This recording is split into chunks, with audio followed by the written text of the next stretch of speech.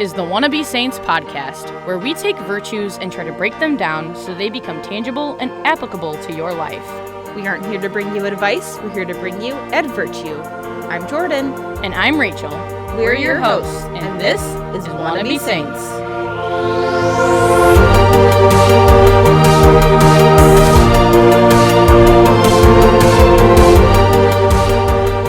Welcome back to Wannabe Saints, everybody. Tonight we have three special guests. Our first ever big recording. Yeah.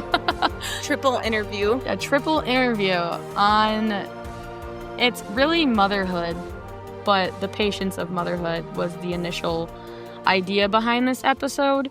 The three women that are on tonight are all related to me, Rachel, and it's my mom and my sister Becca and my sister Natalie. I'll let them introduce themselves in a second, but the idea behind this episode was that they are three people who have 6 kids and who I see, which I'm lucky to watch many, many, many moms, but who just have a lot of joy and patience in their parenting. So anyways, that's the idea behind this, so that people can feel like, oh, I'm not alone in these struggles, or I'm not alone in this hard sacrifice, or all of that. So from 3 moms who look like they have it all together to hear exactly, to hear from them the hard times, but also the good. Mom, why don't you introduce yourself? Hi, my name is Cindy. I am a mother of 6, the oldest being 42, who is here with us, Natalie, and the youngest, Rachel, who's 27. Mm-hmm. And I have 6 children, and 5 of them are married, which gives me 5 more children for a total of 11 adult children in my life. Mm-hmm. That's big. And how many grandchildren now? And 26 grandchildren. Wow. And 1 more on the way that I know about. Because you just never know. You just never know. It's true. Right. It's just a blessing from above. Natalie, now would be a good time to announce if you wanted to. And if you're listening, I know you would die. So funny. Becca, Okay. why don't you go? I'm Becca. I am the middle child. I think I'm 32. I lose track. I have 6 children, and number 7, is on the way. My oldest is 10, and my youngest is 18 months, so they are pretty close together. And I'm a homeschooling mother. That's new, too. So Get over that crown. yeah. Natalie? And I'm Natalie, and I'm 42. The oldest of the 6. You aged me the other night, so I'm willing to admit my age. I Beautiful. also have 6 kids. My oldest is 17. He's going to be a senior in high school, and the baby is 9. Going on 19. Going on 19, certainly. So we're in our teen years. Yeah. Everybody's a teenager. Mm-hmm. Yeah, that's crazy. That is crazy. It feels like it. It is. When does she turn 10 for all of them to be officially double digits? Hey. Okay, so Yeah. 1 more year. Yep. Okay. Yep. It's going to be crazy. Yeah. I did joke a long time ago that we were going to have all teenagers almost at the same time. Like Emma will be 12 teen and Eli will be practically turning 20, which is still teenage. Yep, right. Like it's going to Yeah. be nutty. I need lots of prayers. Yeah. Oh, that's awesome. So, we're not going to dive into the virtue of patience and what it is, or joy, or sacrifice, or, all of the virtues it takes to be a mom. This is just an episode of getting to hear real life experience of what it takes to be a mother, especially a mother of a lot of kids, because it's so many virtues that come up in your day-to-day life that you have no choice but to grow in, so otherwise you're just angry. So That's yeah, the way to live. yeah. Yeah. And a lot of hats in motherhood. Uh-huh. Yeah. Yes. Yeah. There's from Mhm. laundry to chef to, doctor and Teacher. teacher, bus driver, Yeah. Yep. taxi. All 3 are currently stay at home, but a couple of you have at least worked a little bit while also being a mom. So we can also get to that for people. Cool. So, all right, sweet. Let's just go for it. Yeah. So, first question, opening question. If anyone didn't see the reel that I made, let's just start there. Give one word to describe your current season of motherhood. For me, blessed. Just blessed. All the blessings God has given us through our 6 children and now 26 grandchildren. I chose demanding.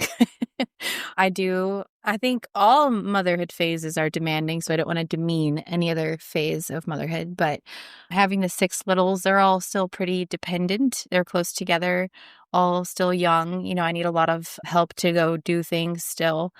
And now with homeschooling and also having a baby, it's just a lot of needs and different kinds of needs. So I would definitely say, yeah, demanding. And mine's navigating. And that is definitely because I feel like in the last year or so, it's changed so much that I once felt like it was demanding, and now nobody needs me the same, but yet I'm just as exhausted and figuring out how to raise teenagers amid attitude and and the technology of the world. Yes, technology, certainly. Pushing limits. Mm-hmm. Yeah. Having a son that drives now, just all the new fears that come with that. Definitely. Yeah, it's a new chapter, and I'm still figuring it out. Yeah. Well, it's good. Yeah. Awesome. Jordan, what would you say yours is? Ooh. Exciting, because it's all just starting still. Mm-hmm. Yeah. I guess exciting and intriguing what kind of struggles are to come, but all the joys that come too. And the excitement of this baby coming and growing your family. Yeah. And your son is just only cute and not it is so cute. Yes. It's so fun and so cute. Not doing all the naughty things yet. He does some naughty things, but only Yeah. as naughty as a 2-year-old-ish can get. And it's still cute sometimes when they're naughty. Yeah. You're like, oh, that's kind of It's funny. like you do something and it's like, no! And you're trying so hard not to laugh. Don't see me laugh at you at the same time. Yeah. Awesome. Yep. So when you first became a mom, what surprised you most, both good and the hard? If you can think back to when you first became a mom. That was a long time ago. Yeah, a very long time ago. Yeah, even longer for you, Mom. Thinking back for me, when I reflected on this, the good was just the awe of God in that He used us to create a new life, and then just holding a new baby, and the heart is then the realization that now I'm responsible for this life. I have to make sure I figure out how to raise this baby, this child. Yeah, that's good. I would just echo what Mom said. The weight of responsibility is that big thing. And feeling in awe for sure. I remember leaving the hospital or about to leave the hospital, and Chris and I look at each other. We're like, you're just going to let us leave? Like, we know what we're doing. But then at the same time, it also comes very natural. And it's just really neat to see your instincts kick in and then using others around you to help learn how to care for a child. It's special. Yes, I would definitely agree. The easiest part was, deciding to have a baby and loving the baby. But I remember going to whatever class my doctor sent me to and going, no, wait, I'm not having a baby like this. And that fear setting in of having the baby. But then once it was over, just, being in awe of how much even you could love somebody else. I mean, choosing a spouse is so much different than having a baby and falling in love with the baby instantaneously. And that was the easiest part. And then the hard part, realizing it's a lot of work. I remember getting to Eli's first birthday and being like, oh my gosh, it is a celebration. We kept you alive for an entire year. We did it. Yeah. That's So awesome. funny. I just have a quick question. I want you two to compare the first phases of motherhood because you were the oldest, the first one to have any kids. So true. And your oldest is like the same age as her youngest. She was helping me with all of my babies when I was having babies. Yeah. I wrote about, I was reflecting on this earlier today, that my experience of having kids is so much different. I admire Becca so much in how she lets her little ones take care of her babies. And I came into having babies with no friends, hardly, maybe friends had a baby, but nobody had a big family yet. I was the first one having kids so fast. And then the only one who had many littles. And so I was definitely more, like rigid and cautious and worrisome, nervous. Yeah, a good example. Tell everybody about your first trip with Eli. With all the baby stuff. Oh, yes. That's a good when we example. went away. Yes. Exactly. Okay, so we were going to Frankenmuth, Michigan, and it was our first outing with Eli, and I had to have everything. Eli had a routine in the day of being fed, like swinging in a swing, going in the bouncer, tummy time. We just had a routine of the day, and I was not willing to break that routine. So Tim had a Chevy Avalanche, and we had that whole back end filled. We brought the bouncer, the swing, the pack and play. Oh, I think I brought bottles and a dishcloth and dish soap and everything to like wash all those. It was ridiculous. I never brought that much for a baby ever again on any trip. But I was like, I am not going to rock this boat. We are keeping our routine for the day, and we're going to, because this is what is working. It's amazing. It's so funny. Yeah. And I would have to say, I think it's hard to go first. It is hard. I definitely, I think I was given like a leg up, It's not good. Having to watch siblings go first because you observe. And I definitely, a lot of my parenting, I think, was absorbed by watching you guys. So I'm grateful for it. I learned a lot. So by the time I had Isaac, my first, it was like, I honestly, I know a lot of women say their first is really hard, and I did not have that experience. I felt the beginning chapters of my parenting motherhood felt easy. It felt like an easy transition. You're like, I was meant for this. I had more confidence than maybe some other moms. Than I did. I had a lot of experience with my nieces and nephews at the time from all the babysitting and all the time with them. So I definitely am grateful and have been blessed to have that privilege to watch you guys go first. So thank you for taking one for the team. That's definitely how I feel as the youngest in my family having kids. Like, you learn what to do and what not to do. Yeah. Comparing myself to so many other first-time moms, I feel like a fifth-time mom already with my first because I see how chill all of my siblings are with their later on pregnancies and babies that I'm like, why worry about things? Why stress? Such a blessing. You experience so much from watching the older ones have kids. Yeah.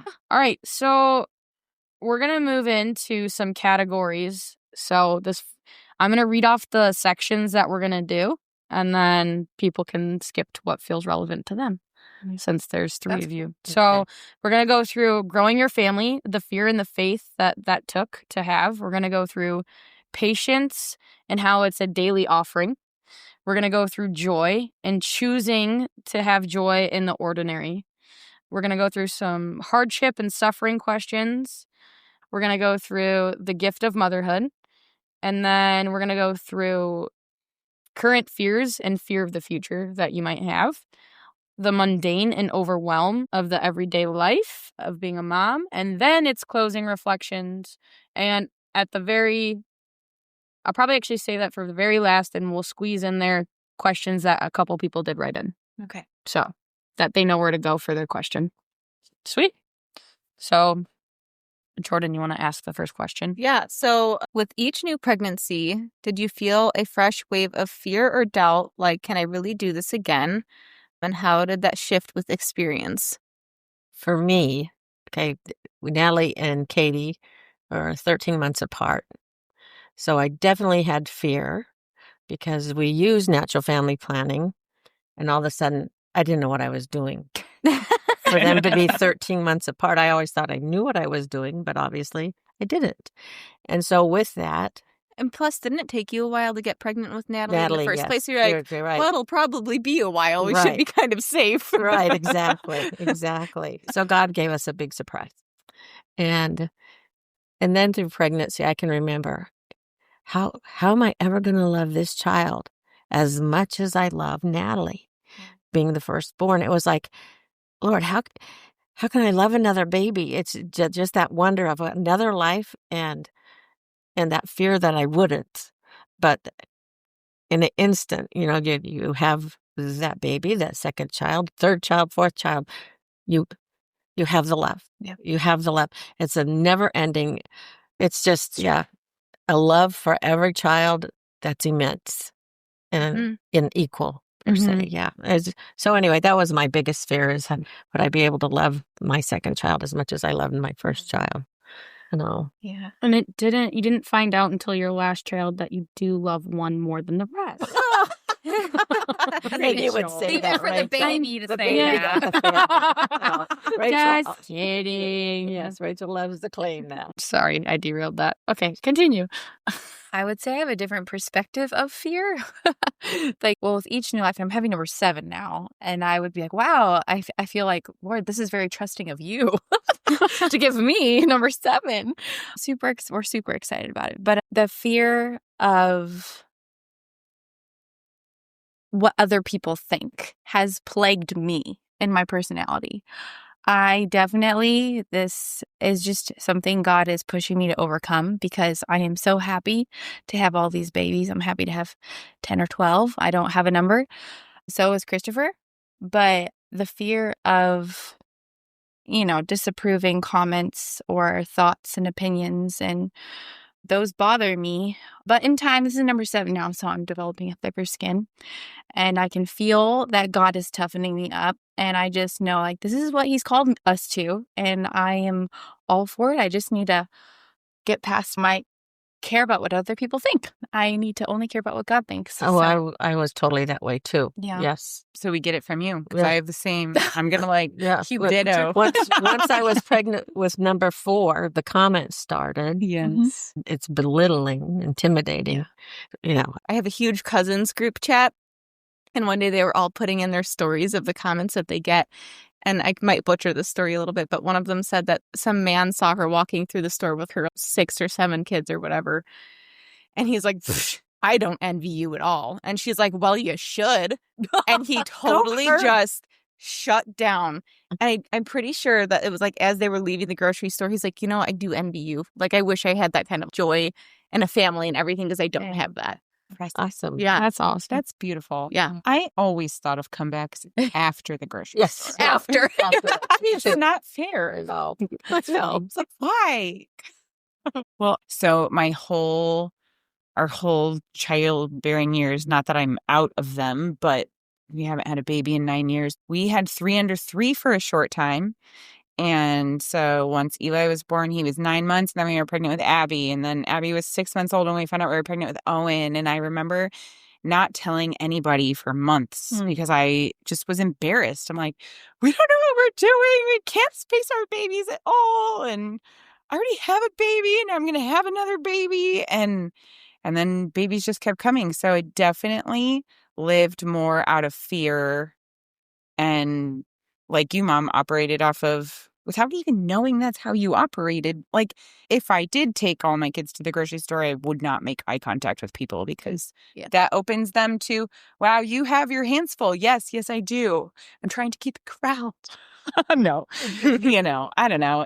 It was definitely always fearful finding out we were having another, because God planned all of them. We planned not a single one. Yep. God planned all of them. And I don't know. It just always felt like, Lord, clearly you think I can do this, because surely I don't think I can, but you have more faith in me than I have in myself. And here we are. I wouldn't have it any other way. Right. Yeah. You have We a beautiful survived. family. Yeah. And we're doing it. Yes, exactly. They're all a blessing. All of them. So, going off of that, what kinds of worries surfaced with each child, logistically, emotionally, or spiritually, and how did you work through them? I think with each child, for me, it's definitely my inability to be who I want to be for them. I guess like fear, just passing on weaknesses and my flaws coming out. It's humbling and difficult. Yeah, that's definitely something that creeps up for me. Just because I know these things, Becca, with this question, and so not even when it's like, oh, I'm pregnant, here's fears that arise, or how am I going to manage blah, blah, blah, or I'm worried about being able to give in this way. How about in the times for you when you've already had the baby and you're in, we could have another, but I don't maybe feel ready yet. How do you kind of deal with the emotions or like the fear or that part of NFP that a lot of people struggle with of, oh, I just had one, or my baby's a baby, or when am I ready, or how do I know I'm ready, or, that kind of level of trust and surrender. You and I have talked about this a lot. So if you're comfortable sharing that. Know how to deal with discerning the next one, basically when I'm not necessarily ready. Yeah. Yeah. Or how you just deal with those fears even of just like, because with NFP, you're never fully in control. Yeah. So it says no future plans. Mm-hmm. Yeah, that's a really good question. I think it's the marriage dynamic plays a big role in this. For me, Chris is so ready to have another baby that it's good for me to, as a woman, we're going through so much having babies. So he's patient and honors that. But yeah, it's good for me to kind of push myself to not act too much out of selfishness, which is the whole point of NFP, right? So I think it can be tough. There's always times right after I have a baby that I'm like, like I cannot do this right now and I need some time. But honestly, I just pray about it all the time. All right, Lord, I don't feel I'm not totally there yet, but change my heart, open my heart, that you just keep moving me in that direction. And thanks be to God, He's provided that grace for me each baby. I've been able to be as ready as you can be. Can we all really be? How ready can we be? But as ready as my heart needed to be for each pregnancy. I've been very excited. So Beautiful. I don't know if that. No, that's good. Yeah. I mean, even when I've talked to you, often it's like, I'm not feeling ready yet. I know that we could. Realistically, big picture, you look at it, I'm like, yeah, I probably could have another baby right now. Yeah. But I'm kind of not ready for that mentally yet. And that, yeah, you really do pray through those things. But then it's like, it always is true that right when you're like, okay, I think I can do this, have another, it's like, boom, baby. Yeah. I love it. Even it's such a different experience than mine, but it's so beautiful. Yeah. Right. And different than mine because after Katie, between Katie and Nick, there's 4 years. Mm-hmm. And I can remember being ready when Katie was 2 and it wasn't happening and it wasn't happening and it wasn't happening. And then I had the fear of, Lord, do you really only want us to have 2? Yeah. In my heart, I always wanted to have 6 because I was one of 6 and life was joyful with the 6 of us girls. My parents did what I think was a great job. Sure, there were, bumps in life, but, overall our family had joy. So I wanted 6. And then, during that time frame of not being pregnant for so many months after months, it's like that I had fear of, I'm not going to have any more. Mm. Yeah. And so God, truly God plans the family. Mm-hmm. He does. I believe that I have no experience other than what I see. And it's like what I see as the God's design in families. Yeah. And when a couple is practicing NFP and frequenting the sacraments, striving for holiness and His will and want that, it just happens. Like Natalie, you had 6 kids in 8 years. In 8 years, and nothing has changed other than God just was like, all right, as of right now, you have 6 kids, and that's it. It's like nothing changed. Oh, don't we remember talking about God opens and closes the womb? Like you had years where you didn't get pregnant even before me. Mm-hmm. I mean, how many of us kids have gotten pregnant in the first year of marriage? Mm-hmm. And you and Dad didn't you didn't conceive me until you were already 3 Years. years married. Uh-huh. And then you have a few gaps of a few years Right. with some miscarriage, but Right. still, and I thought for sure, I'm like, oh my gosh, at this rate, I'm going to have so many babies. And I just always think of June Gaffigan's joke about like, what's it like to have another baby? It's like you're treading water and then somebody throws you another baby. And you're like, that was my life. I was like, I'm still treading water, trying to stay afloat. Yeah. I mean, we had a miscarriage after Emma, and Emma's 9, so that's 8 years ago. So in 8 years, we haven't had another baby. So then I'm like, Lord, you do open and close the womb. You are in control because, I'm practicing NFP. There's always a chance, but it just has not happened. Yeah. And It's not his will for everybody to have 10, 12 kids. I just feel like people need to know that too. Mhm. Well, and God brings you peace, right? He brings you He's the desires of your heart, and He knows you want to have a bigger family. And take into consideration my spouse, like he's content, I'm at peace not having any more if that's what God wills. And so it just is. Yep. God does. That's how it's supposed to be. Right. Yes. Exactly. Because I told you guys, with Dad, after having our third one, after having Nick, he was done. And when I think about that, I was like, how can you decide you're done? It's in reality, it's like, how do you decide that? Said Ron was done after the thing. Yeah, right. He was like, all right, I think that's enough. Right. And we were practicing natural family planning. God's funny. God's in charge, I know. But God worked on Ron's heart, on Dad's heart, and then all of a sudden he's saying, "Yep, I want another," and then more came. 3 more came. Which is awesome. Yeah, I know. But God worked in the timing of Dad's heart. Yeah, and God cares about that too. Yeah. Okay, so going with this, for people who are like, yeah, that's great, good for you, it's worked out, awesome, and they're in the midst of the fear, and they're in the midst of the I'm not ready, or whatever emotion they're sitting in, dealing with, I don't want more, but like I'm probably gonna have more. What kind of advice would you give to those people? Yeah, that God wills each life, and you take solace in that God willed this baby, or the next baby if you're not pregnant yet, but fear it, that every life is willed by God, and if He gives you a baby, He will also provide the graces needed to care for that baby. And then this is just a blip of time. You feel this way now, but you will feel very differently later, and that's guaranteed. It's the famous line. I don't know if it's an actual famous line, but nobody regrets having another baby, but so many people regret not having any more babies. So true. And making the decision to end that. Mm-hmm. Yeah.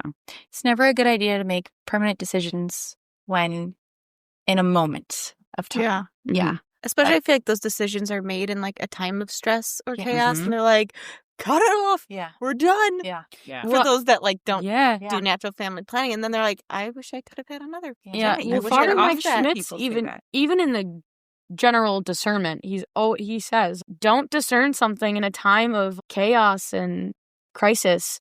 You discern in a time of peace, not when, like, if you discern something in a time of peace and you're like, this is good, and then that thing happened, and then it caused you fear and anxiety and to feel chaotic and whatever. He's like, don't go rediscern it. You don't go rediscern something you discerned in a time that was good, that was at peace. Yeah. You have to That's trust like that. when you have a baby and somebody asks you if you're going to have more, and you're like, This baby's a day old. Can I just hold this one? God doesn't give you a desire to have another when you just had Another one. one, yes, Yeah, right. It's the for baby. sure. Right. Yeah. It will come in time Mm-hmm. because it is. But a in that transition chaos time. that you're living at the time, you have really to truly have to make some time to pray, and ask God Totally. to touch your heart. But at the same time, because I lived a time where having a 5th one was, Taboo. yes, it was, and it was hard. And I was not pleased because the neighborhood which I lived in was, everyone had 2. And so I didn't fit the mold. And the comments had increased. And so I was mad at God for giving me a number 5. Now it's going to make me cry. But the priest told me it's okay to be mad at God. It means you have a relationship with him. And in that relationship, you talk to him. You give him all your fears, and you share with him your struggles or your disappointments or what's on your heart, because he's your best friend.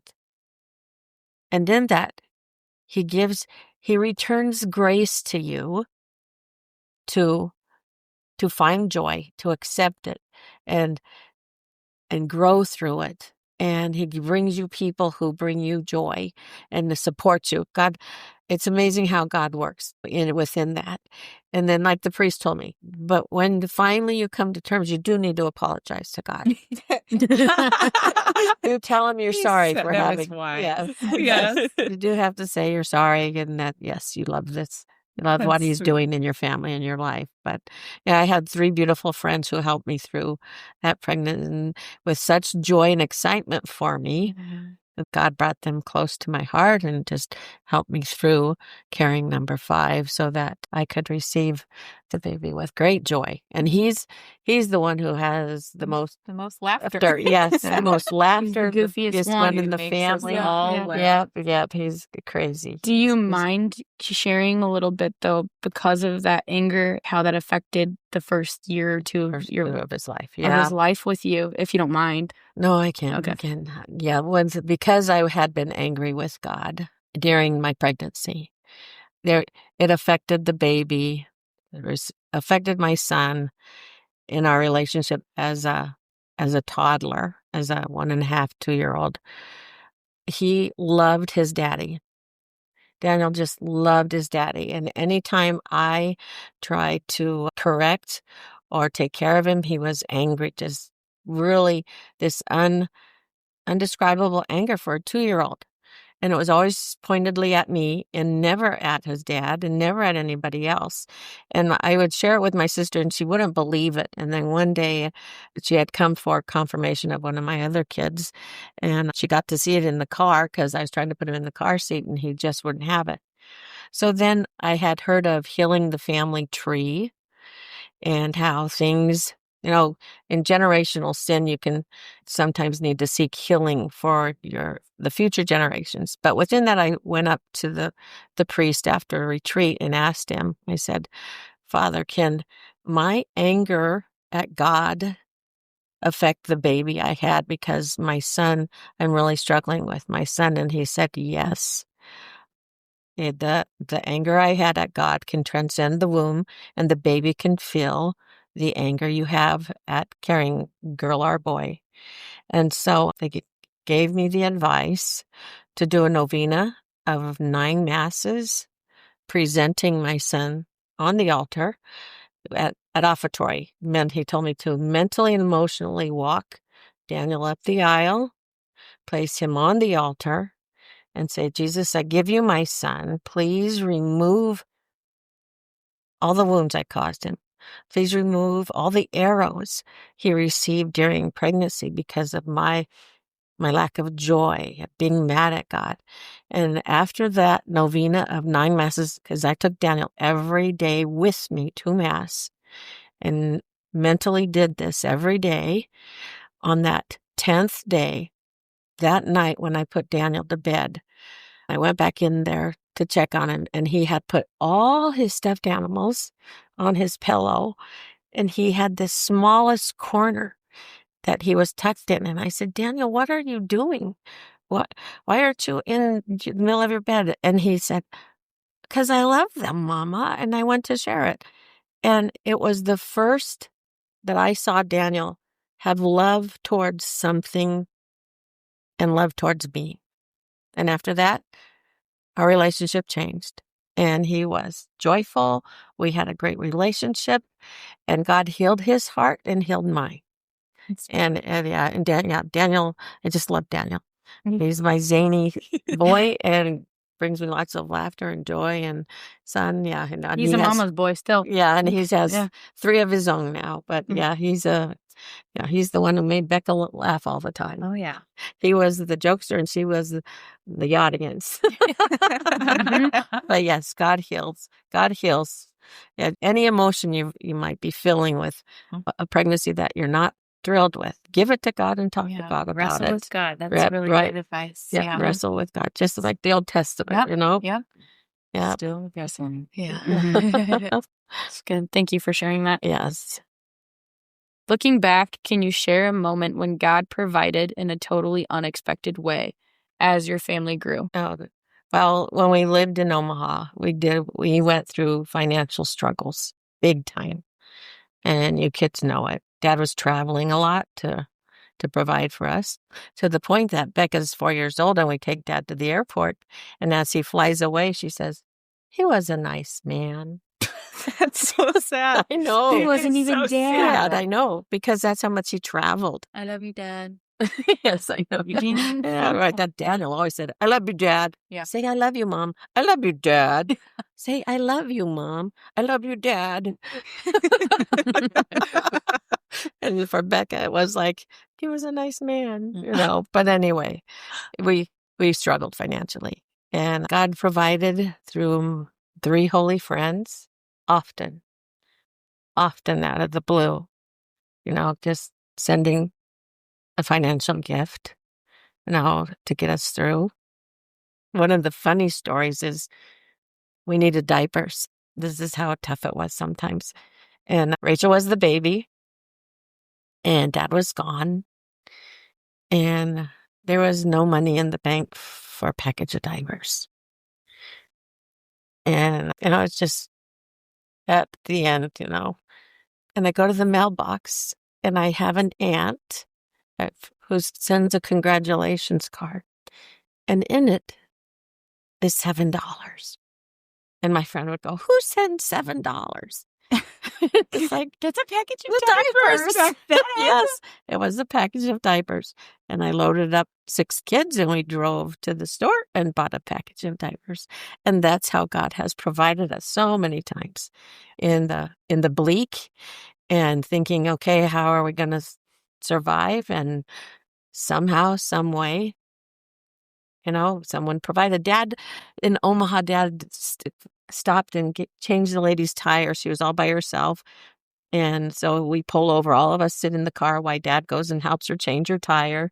This is after Mass, and 6 of you, and we're all sitting in the car. Yep, waiting For Dad to change her tire. And she wants to pay, and he goes, no, yeah, no, just go on your way, you know, and God bless you, or whatever Dad would say. And anyway, somehow, Dad probably shared his name, but she found where we lived.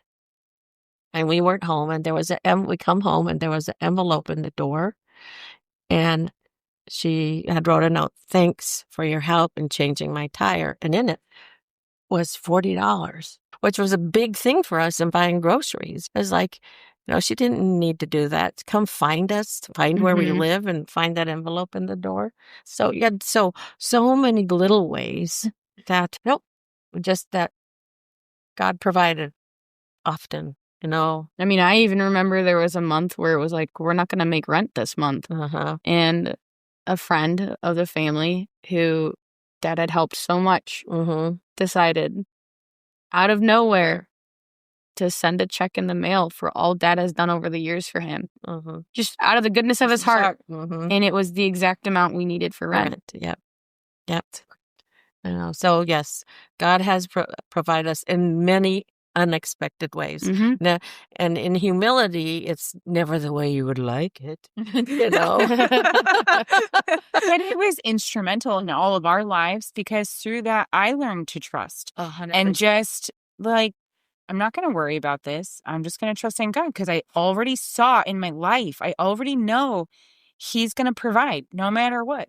So true. That was like a massive example. It was. Or for my faith was just somehow He always provides and it always works out. Yeah. Always. Yeah.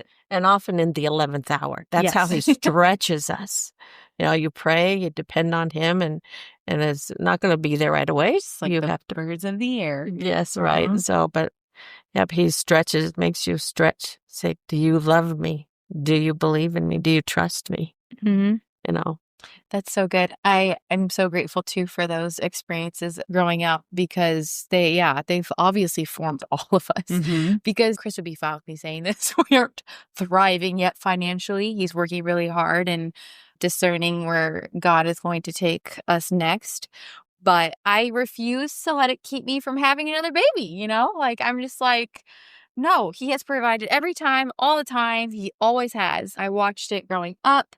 That was so monumental. Made God so extra real. I already knew he was real, but it was like, oh my gosh, how could you doubt, That's how it felt. No, it's true. Because it's so crazy, his providence. And Chris and I are experiencing that now between the generosity of family and friends and how no need has been left unmet. And I trust that he's going to provide for the next needs. So I don't really worry about that. Mhm. And I know that's a gift of my childhood. So yeah, I'm just grateful that we also got to be a part of the struggle. Uh-huh. You I know? am too. Mm-hmm. And I actually feel sorry for my children that they don't have that experience of seeing that and witnessing that firsthand. They're going to come from a generation that's like more entitled, or they don't go without hardly. And yeah, it's really hard to know how to teach that when through the gifts of others or just being a product of being able to afford things they have too much. I think Makes me sad for them. Well, yeah, but I think that that's where you're teaching them something that is so different. Yeah. You're teaching them generosity because you have the means you give, And detachment and Yeah. different virtues Of come just- with having. Well, hopefully, Things, yeah. we're trying. No, I do See. think that that's true. It's just like you and Tim are some of the most generous people I've ever met in my entire life and probably ever will meet. Yeah. It's just true. Yeah. So it's just True. a different type of virtue or detachment or whatever that you're teaching. Mhm. Yeah. Mom and dad's, their hand was kind of forced, Mhm. and those Forward, into yep. trust. And now because you grew up that way, you get to show your kids just because you have this doesn't mean it's all yours. Yeah. Be the giving and loving and generous person. Yeah. So good. Mm-hmm. That's good. True. And grateful. Within all that, God teaches gratitude. On either end. Yeah, On on both either ends, end. for Yep. sure, because it did teach me gratitude. Mhm. I quit caring about the little things and Yeah, you learn. definitely teaches you gratitude. Yeah. Yep. Yes, and you want to pass that on to your kids. Definitely. Yeah. My unexpected way, That God provided. yes, that I didn't even know was different. It's so different. And I wasn't even thinking providing like tangibly Mhm. so much as when we were moving. I had just had Emma, and she was 2 weeks old. Well, we were pregnant with her when we started house hunting and thinking we were going to move. And lo and behold, in that time frame of us putting our house on the market, looking for a different house in the area of McHenry or whatever, we were close by to Mom and to Katie, and so we were looking in that area. And then in that same time frame, our house hadn't sold. Mom and Dad are moving. Katie's moving. Both are leaving the area, and Tim and I were like, we're not being left behind. So we looked elsewhere and out of our town for a house and found our house in Hampshire. And I didn't know it at the time, but I was definitely on an island in motherhood. I didn't have friends with lots of kids. And my only source of relief or help was in sisters, but I didn't have community and didn't know that I didn't know that was missing. I didn't know I needed that. And moving to Hampshire and finding people that also had big families and were warm and welcoming and bringing me into community was something I didn't know I needed. And so in all of our marriage, I feel like that was, and raising kids, like that was the biggest gift. I couldn't tangibly say I was on an island, but I was, and I was probably going to drown without joy in motherhood if we didn't move and didn't find community. Like-minded And people. Yes. Yeah. and Beautiful. people. Yeah, that's That's so awesome. good. Mhm. Yeah, that's So amazing. that I'm so grateful. Yeah. That's good. Yeah. Beautiful. It is a really good community out here. It is. Yeah, I do love it. Yeah. So if you could summarize what growing your family has taught you about trust, what would it be? I'm silly to doubt the Lord. Yeah, God's And in his charge. goodness. Yeah. Yeah. And God's in charge. Yeah. Mm-hmm. That It is, is the best plans, even when they're not your plan. Right. yeah. And that if Truly. he calls you to it, he'll call you through it, right? Yeah. Yeah. He'll give you what Yeah. you need. Yes. Yep. I, And he knows what you're capable of more than, and we are the worst. We just doubt ourselves the most. right. Yep. And in my young years of raising all of you, and people would say, "Oh, how do you even handle having 6?" Or "I couldn't handle that." I'd always say, "Well, God doesn't give you the patience for 6 when you only have 2. The patience comes with each child. With every child, He gives you the grace for another one." That's how I see it. Yeah, I have to piggyback on that because it resonates so much with homeschool, because I have so many moms will say, I don't have patience for that. I don't have patience for homeschool. I'm like, I don't either. But I am learning to have patience. It's a teaching me muscle. patience. It's just like having the next kid. You don't It's- just have it magically. It takes no, practice. This is how I'm going to get patience. Yeah, Yeah. true. So going off of that, To the next category. yeah, into patience and daily offerings. How has motherhood reshaped your understanding of patience, especially compared to what you thought it would be like? It's harder than I thought. Mm-hmm. I have less of it than I thought. Yeah, I don't know. It's definitely, it reveals yourself a lot. So, yeah. Reveals It's- our shortcomings and our Yes. weaknesses. Yes, it's humbling. It is humbling. It is humbling. Humbling is the word. Just the way a toddler can unravel you. And you're like, you're 2. Yeah. I'm crying. How? This does not make sense. Oh. I'm in the adult. Yes, Yes. Dr. Dobson always said that a 2-year-old can Right? undo mother. Yep.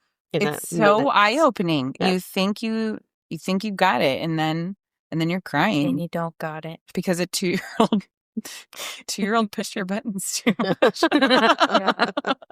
I guess in a positive aspect, you can probably look back, and be like, well, I do have more patience than I used to, or, Yes. like certain things. Yeah. I do see growth in there. I'm sure God Right, sees right. more than we see, but And then, well, plus as a perfectionist and trying to raise your child with what perception you have from your parents or people around you, and you want your child to be, what everybody thinks is perfect, adorable, or cute. And too much of, like, for me, in retrospect, it's like, don't sweat the small stuff. It's like there's so much I probably expected out of you kids that was unreasonable. So you learn with time. It You is learn over that. time. You just Learn to let go a But little bit. Becca, You let last go, year, yeah. I feel like you're good at letting go Oh. of I things. feel like it's been good Or- friends too that are rubbed off on me, and you just like, that's one thing about being in California, right away. It was like being immersed in different groups of people with all kinds of various ideas of what parenthood looked like. And I didn't have my sisters out there. Yeah, So I was always spending time with people that weren't family. And so you do get different ideas, different ways of bringing up kids. Mhm. A couple good friends that I've had now for a while who are just so laid back. One of them has 9, so she's pretty amazing. And it rubs off on you, or you're like, that's inspiring. And then it just teaches you too. Uh-huh. Yeah. Yep. Yeah. Right. So beautiful. I've definitely picked up things from people around me. Yes. So go you. I love it. Yep. Can you recall a recent moment when your patience was running thin, and what did you do to help yourself kind of reset? I know what I need to do. But that's different than what I actually do. Well, what do you need to do, and what do you do? Yeah, what I need to do is just reflect on, why am I exploding? Or Mhm. why am I losing my cool? And a lot of times it's because I just not liking the way the day is going. That this was not what I had in mind for today. Or just, I think for me, I know it comes down to how I start my day.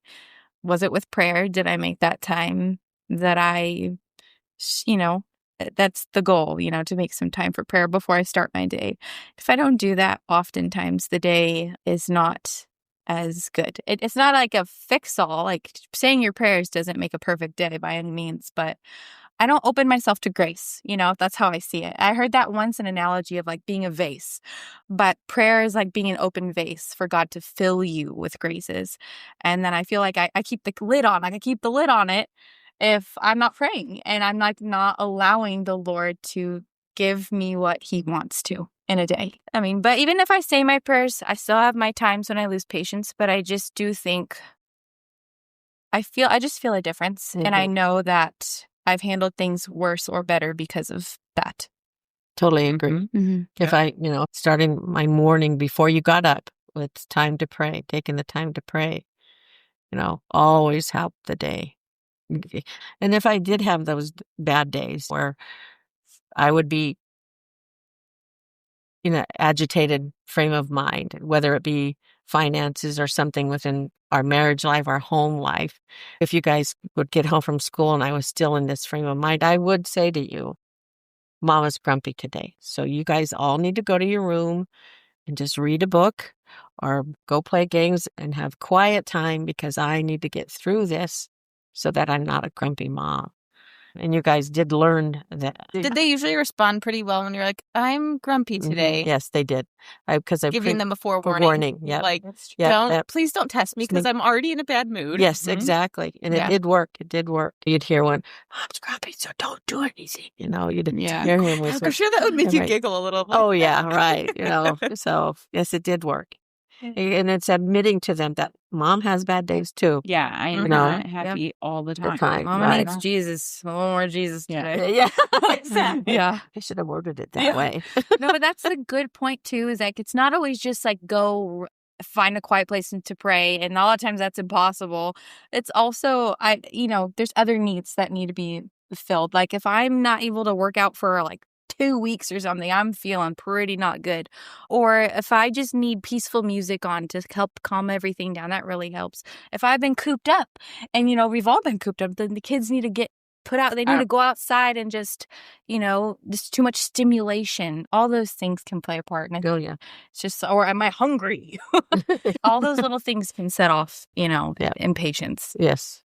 Right. Totally. Well, second all of that, I didn't pray in the morning until probably 4 kids in. And then it was spotty. But in recent years, when it gets chaotic, definitely Gregorian chant. When there is chaos, whether it's in me, in the kids, they're bickering, and it's just like dissension in the house, it's Gregorian chant, loud, quiet, doesn't matter, but the kids all know. I implemented this. So one time we left the kids home alone where we went to a sporting event of Eli's. And the kids called and they were like, Mom, the kids are all fighting. Can you please play Gregorian chant? No way. Testament. Yeah, it was. It was a testament. And I was like, amazing. Yep, getting on Spotify, turning on Gregorian chant. That's amazing. Yeah. I love it. Kids were feeling distress and we weren't there. So funny. That's amazing. Yes. That's funny. Rach, I think one time we were on FaceTime and Orlin was like being crazy about something. And he saw like the holy water bottle and he's like, Amen. Amen. And I was like, fine. We probably both need some holy water for you to have patience and for you to calm down. And Rich was like, you've actually been pretty cool this whole time. Like I had, I was like, going crazy, but he always was like, Amen, if he sees like a holy water bottle. And he was actually pretty chill pretty much the rest of the day after I blessed both of us. Nice. I do remember I was impressed actually. Except when he asked for the blessing. Yeah. I was like, fine. That's so funny. Going back a little bit, Becca, when you were talking about like the whole vase idea, you're the one who I always quote when I say garbage in is garbage out. Whatever you're also filling your time with when you have the time is also what's going to make you short-fused or not. And that's true for anyone in life and not just mothers. If you're just wasting your time listening to stupid things or on Instagram for worthless reasons, scrolling mindlessly, of course you're going to be impatient. Like you're choosing to be selfish in those moments and your garbage in is garbage out. What are you filling yourself with? Good point. It's such a good point. Especially because Instagram or YouTube or whatever, you can even see it in kids when they are on YouTube watching. I'm like, why are you watching someone live their life? Go outside and do what they're doing. Live Like, your own Live life. your own life. When But do you the ever kids get angry and stuff. Why? Because they don't realize why they're getting angry, but it's totally because there's a comparison happening. Look at that cool thing that they're getting to do. But it's like, what? You're on Instagram and you see the mom who has it all together, or you're like, oh, I would love to go be on that vacation. She's so lucky. She blah, blah, blah, blah, blah. Like, even if you're not blatantly thinking those things in the moment, you're just filling yourself with worthlessness. Subconscious. Yeah, subconsciously. And it's like, now what? Of course you're going to go snap at your kid. Even if you're not the mom who's like wasting the time in front of the kid, but it's like, oh, it's nap time. Let me just sit on my phone endlessly, because we think we're relaxing. We think it's, oh, this is my time. You think it's filling your cup. It's not. And then they wake up and you're like still angry. So it's also just having to choose to not choose the lie of relaxing. I'm going to tell my kids this. Garbage in is garbage out. Garbage in is Mm-hmm. No, that's so good. I definitely would encourage this, but I know not everyone's situation is as easy or clear. But yeah, I got rid of social media. I think it's been 4 or 5 years now. It was really, really hard at first. I remember like sneaking back on, sneaking. The only person holding me accountable was myself. But it was really hard. Withdrawals, but getting off social media, I can tell. You find other ways to waste your time. Don't be mistaken. But I definitely feel like I don't compare nearly as much. I have so much more contentment over my life than I did before. And I can accept what God has placed before me much easier. So I am very grateful for that. Yeah. Yeah. That's beautiful. It's good. Mm-hmm. All right. Has God ever used your kids in a very specific way to teach you patience or even expose your limits? I had one example I could think of that really feels like tangible is I've realized about myself. It makes me sad. I'm not really good at showing physical affection to my children, particularly my girls. I don't know. It's like a weird thing in myself that I am just not really touchy-feely. And I'm aware of this now and it bothers me. So I'm just like praying that God takes this away. But for now, I just have to push myself. And so I just find being a little open with my kids sometimes is helpful.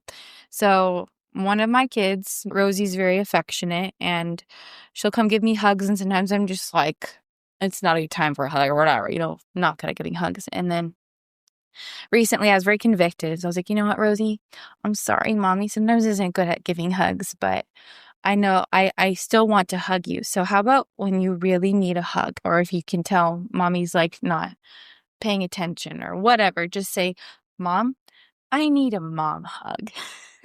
So she's totally doing that now. And it makes me take a second like, okay, I can do this. And I give That's her a actually nice so cute. long hug. And it melts me internally and I can enjoy the hug, whatever. It's just kind of a silly quirk that I've realized about myself. So that's been helpful. Well, that also probably teaches her to not just be so like, Mom. It's like, okay, really need this. So I need a mom. It's more intentional. Yes. Yeah. And then you don't And then dismiss you it. understand it too, Yeah, that she really does need it. Exactly. Yeah. Exactly. Beautiful. I love that. That's cute. Ask the question. Has God ever used your kids in a very specific way to teach you patience or even expose your limits? You were talking about having done a novena of masses for Daniel. You gave me that advice because I have 2 strong-willed souls.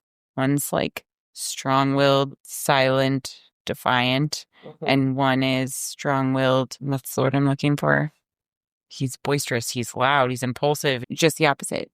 And they were giving me a run for my money and I was coming unraveled and unglued regularly. And like you were sharing about Daniel, like I probably wasn't joyful with each of their pregnancies because they were coming way sooner than I expected. And so I did a novena of masses with them together one summer and that was game-changing. Not that we didn't have struggles still, because they're still the same spirited children, but definitely was a game changer in the stresses of parenting and battling daily. The same daily battle Mhm. wasn't there for you Yeah. anymore. Yeah. Yeah. I definitely had to do just fasting, prayer and fasting for a few of the kids, just in trial times too, of the teenagers or the direction their lives were going. Dad did too, to win the situation, Mhm. with the direction they were going. And Okay. is patience something you practice proactively, or is it more of a reaction when things spiral? What the thought I had was that prayer equals intentionality. That was kind of my thought process. If I'm going to practice patience, then I'm going to be intentional about how I go about my day. Otherwise, I will be reacting and it won't be very intentional. Good point. You're also the one I quote often about how in any human relationship, we need to respond and not react. Which And is very hard. it is very hard, but that's Yeah. the actual core of any virtue, is to be able to control the passions, your emotions, and whatever else, your desires, and not react in any of them, but respond to them and with them. Yeah. But Good job. Oh, it's so hard. Oh, I know. React versus respond. I That's a reacted. mantra. I reacted a lot. I mean, raising teenagers. Well, it's just a journey. It's a journey. I feel like I used to react more in my kids' early years. And the longer I've been a mom, like I used to, explode and yell and lose my marbles regularly. And now I can keep it together and take a deep breath or walk away and come back and handle the situation thinking about it instead of reacting about it. But it's taken a long time. It's hard. It's really hard. And then it's at times that when you've reacted instead of responded. There were times when you think through it, okay, I need to apologize to my child for the way I acted. it's True. Yeah. So It's a very healing moment when you do that too, Mhm. for the child and the parent. It Mhm. is. Yes. And children are so forgiving. It's Yes. the best part Uh-huh. because Yeah. we All better. feel like it's harder to swallow our pride and Yes. say we're sorry. So But when true. we do it, our kids are so quick to forgive and act Yeah, like we right. didn't do anything, And then that we didn't hurt them. it brings the fact that we're human. Yeah. We're imperfect. Okay. And within that, it also teaches them that nobody's perfect. No parent is perfect, and that even then when they're parents, they'll realize that, okay, my parents did this too. And so you can forgive yourself in those situations because God is loving and forgiving. And we have to mimic that. awesome. Okay, moving on to joy and choosing light in the ordinary. What is something small or ordinary that has brought you big joy recently? The big joy is having all of my family together. Now that they're all adults, is having everybody come home, everybody get along, all the stories, all the laughter, all the joy. Once you're a mother of adults and you want all your chicks to come home like a hen, all your chicks under your feathers. So, yep, that's big joy. That's No. so sweet. Well, and mine was I had 3 chicks away. It's a Steubenville conference. Chicks. Yeah. And so my middle daughter got to be the big kid for the weekend, and we had cousins over, and she was like the mother hen, and she stepped up. She doesn't usually have to step up. She flies under the radar and doesn't necessarily take a big sibling role, but she did this weekend, and she was leading and bossing and corralling and watching all of her cousins, Yeah, she did it all the awesome. babies. Yep, she did Yeah, all awesome. on her own. Yeah, and stepping up. And that was really sweet to see because she does want to start babysitting. And yeah, that was my Joy. big Funny. joy. Mm-hmm. Yeah. I would say a big joy is being able to teach a child for the first time how to read. And just in the last year, being able to listen to my daughter read a book and having that first time experience of, wow, like, It came from you. yeah, You were the teacher of it all. yeah, That's it's amazing. like Yep. crazy. And then just a little every day is like, I love when my oldest son holds our baby, our 18-month-old. It's just like so sweet, melts my heart every time. Like seeing him want to pick her up. He begs, she fell asleep in mass and he's over there, keeps incessantly begging me, Mom, please, please, Mom, can I hold her now? Can I hold her now? Please, please, Mom, before she wakes up. so yeah, just to put her on his shoulders and carry her around. It's really awesome to see that. That's amazing. That's so cute. How has having more kids changed how you experience joy? Has it become more chaotic, more abundant, or something else? Having a big family, sure, it's chaos. It can be chaos. It's just the busyness of life. But there's definite joys within it. You build community and one looking out for the other and seeing one step up and help another of their own free will. As a parent, that gives you joy to see your children care about another. It's hard to breed selfishness in a big family. You have to care about somebody else beside yourself. Yeah. Mm-hmm. When days feel repetitive, what helps you intentionally rekindle joy? Talk to Rachel. That does help. I'll testify. Oh, thank Talking you. to Rachel, Wow. I can turn a bad day good. Wow. And I was guys. And it may or may not come with a DoorDash. I have received a few DoorDashes on bad days. Because you're so far away, I can't come. She bring can't you come be a something. physical pick-me-up. Yeah, so I can't. she sends you a pick-me-up. Well, and if you live locally, she'll deliver you the coffee herself. She Yes. sure will. Yeah, right. That's hilarious. And if her day's too busy to do anything, she'll just send you like a $10 Starbucks gift card. Go get yourself a coffee because I can't get you one. To know you is to just be loved by you. It is. Thank Yes. you. It's your gift. Aw, Yeah, that's you very are. sweet. Thank you. Yeah, See, that's how we survive. it is. So all I of you also listening, threw out you date need to nights. meet Rachel. Yeah. Yeah. Oh, geez. Yeah. Thank you. What was your question again? Yeah, when days feel repetitive. How do you rekindle joy? Besides Besides- DoorDash and Rachel. I would say I'm able to reflect on, for me, I realize how much I love being outside.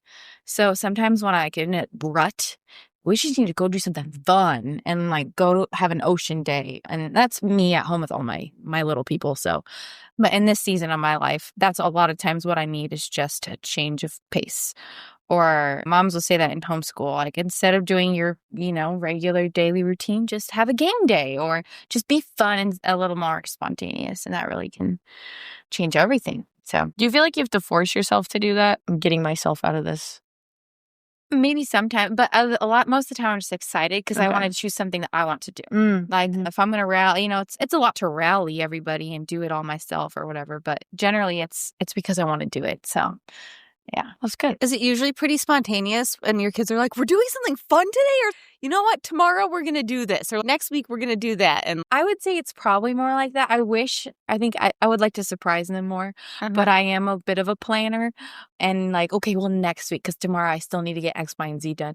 But yeah, I think it would be fun if I could, wake up and that be like, more. you know what? That's what Screw I the want day. to do. Let's go to the beach today. Totally. That's what I could think about for next year. It'll be super fun to not tell them, be like, today we're not doing school. And we're going to go do And be this. spontaneous. Yeah. Natalie, do you have anything that you do? Oh, I don't know. I want to order takeout. I want to throw the dinner or throw the towel in on making dinner or go on a date or just Change it up. change the mundane and not let it be the same old, I would do picnics because Dad did a lot of traveling, so we would spread a tablecloth outside and eat dinner outside on the tablecloth or lunch, whatever. And then I can specifically remember in the days of Omaha to get myself out of that rut or that low spiritedness. There was a mom who had several kids, and her last one was twins. And so I knew I felt cooped up, but I would imagine that she would really feel cooped up. So I would call her and say, hey, how about bringing your kids over to come and play with mine? Yeah. Mm. And it's funny how it worked for me, because then in that flipping of thinking of someone else who might need it more, there was a grace in there that God gave me to find a joy in serving someone by letting her have a day off away from kids and taking care of her 5 kids with my 6 kids. And then it would just refill me. And it was a unique way of refilling myself. Changed up your kids' day, right? you know, Changed up the To kids' serve day. someone else. Yeah. That's amazing. beautiful. Yeah. So I just think that shows how choosing to be charitable can change your mental state, right? Because when you're selfish, you just become impatient, angry, and whatever. More selfish. You become more selfish when you're selfish. Weird. But doing something for someone else, going out of your way for someone else, breaks the cycle of whatever negative headspace you can even be in, because now you're thinking of someone else. Right. And not that you don't think about your kids in that, right? But that's the challenge of motherhood. You're in like the everyday. It's like, great. I made breakfast. I made lunch. I made dinner. I did the dishes after all of those. And now I'm vacuuming. And now I'm putting my kids to bed, and we're going to do it all day tomorrow. That was great. Yeah. Awesome. Sweet. change up the day. Yeah. And so it's just, you force yourself out of that headspace and And see, for me, that headspace I would be in would be feeling sorry for myself because my husband was always traveling, always gone, and I was doing it all by myself. So by doing that act of service per se, changed. it's a tangible way of seeing how charity can affect. Yeah, right. Gets Right. you out of your head. Like, I'm the only one suffering. Right, You know, just- exactly. right. Yeah, it's like Exactly. not true at all. Yeah. Right. So, it's awesome. How have your children helped you see God's joy or humor in a new way? By giving me Daniel. Yeah, he's a Seriously. special one. That's a good He shows the whole world. Yeah, the Lord's humor. He is. God showed us he had humor when he created Daniel. Daniel, I love it. Funny Yes, guy. yes. So fun. Daniel, if you ever hear this podcast, we all love you. Yeah. Well, yeah, I just think So it's that a hard one for me. Yeah. I don't know. I was thinking about the purity of children and how they're just full of life straight out of the womb. No, yeah. You know? Awe and wonder and learning yes. all of those things Yeah. when they're little. And I didn't take this note that they just want us. And I'm like, it's like God. God just wants us. You know, it's just the beauty of children. Uh-huh. So true. Yeah. Mine is so different. My That's good. unexpected joy is in watching my teenagers grow and blossom, and in particular Eli.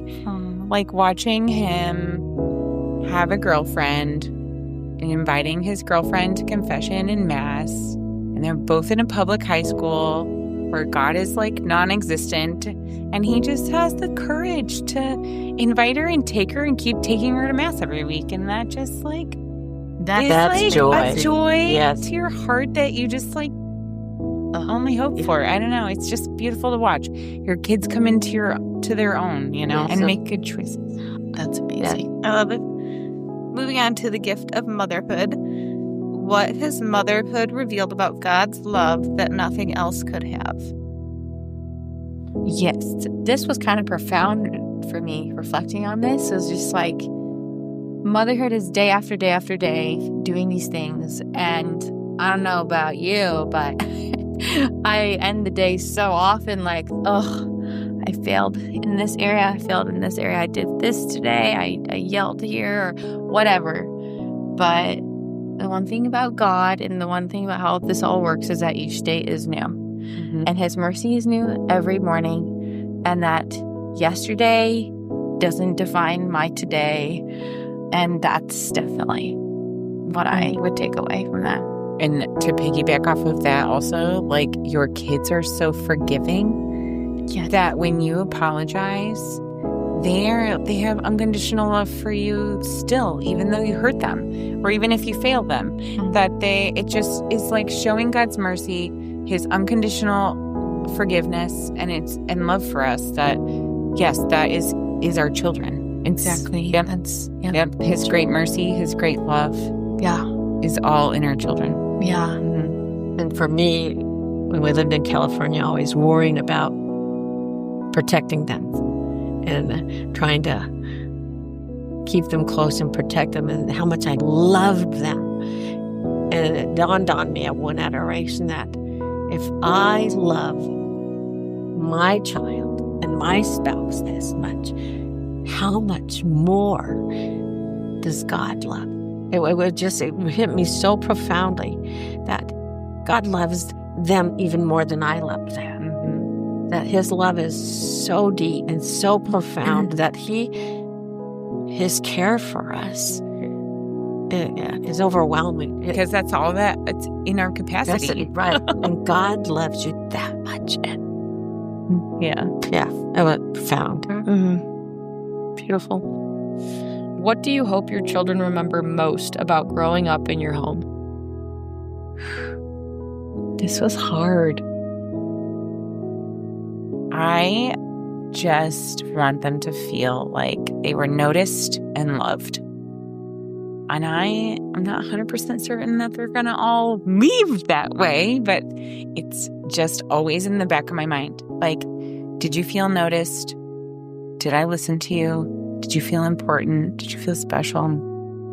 But did you feel loved? Yeah, I don't know.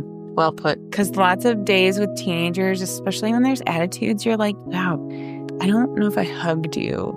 We were probably fighting.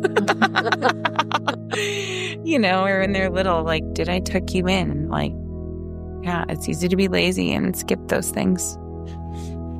So I would just add, like, I hope that they leave and know that Jesus was everything, right? Like that they looked at mom and dad and they knew that we trusted him.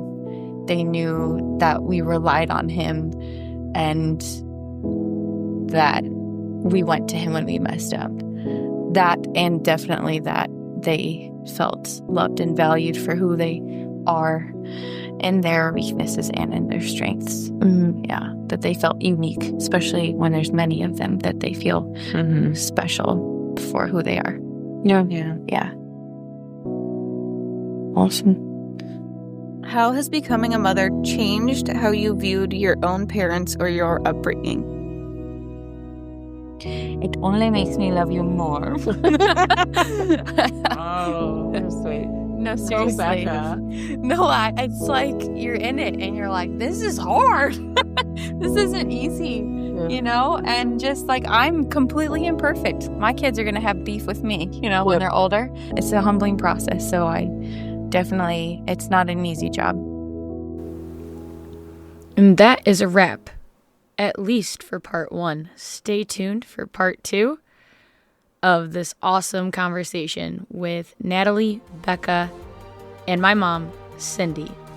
Thanks, everyone, for listening tonight. If you've been enjoying Wannabe Saints, we love your support. You can help us keep the podcast going by joining us on Patreon, where you'll get access to extra content and bonus material like our newsletter or handmade rosaries or merch. Be sure to follow us on Instagram or Facebook to stay connected and see what's coming up. Thanks for listening to the Wannabe Saints podcast. If you have a question or topic you would like us to cover, reach out to us at wannabesaintspodcast@gmail.com or on Instagram at wannabe_saints. You can find the link in our show notes. Thanks for listening, and God bless.